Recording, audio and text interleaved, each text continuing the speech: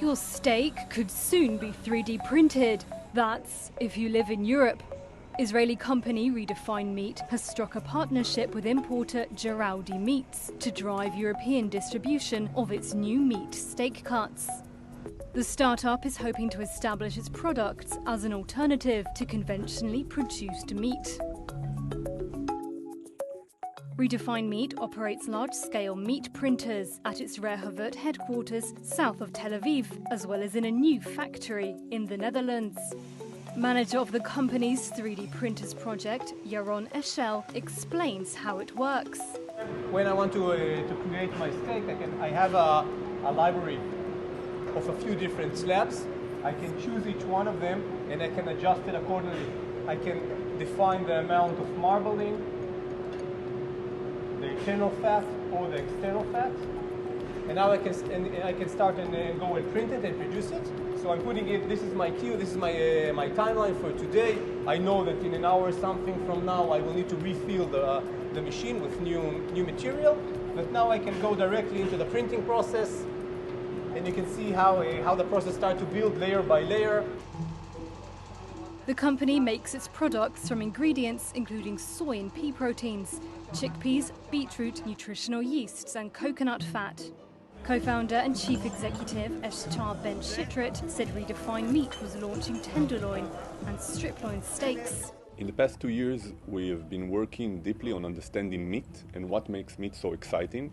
And we identified a few components that we can recreate from plants and have the same exact performance as the tissue of animal meat, giving you, with the combination of additive manufacturing, the exact feeling you experience a good steak, a good cut of meat coming from an animal without the use of the animal. Plant-based meat alternatives have become increasingly popular in recent years.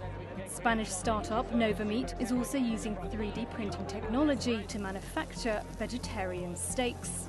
But the early hype about plant-based meat alternatives has ebbed, as inflation and recession worries have driven some customers back to cheaper animal meat products. Companies such as US-based Beyond Meat have cut their sales outlooks. Redefine Meat, however, has big ambitions. Its new meat is currently available in Israel, Britain, the Netherlands and Germany.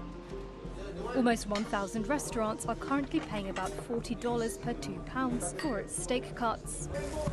The company plans to launch its products at restaurants and butchers in France, then in Italy, Greece and Sweden later this year, and in dozens more countries in 2023.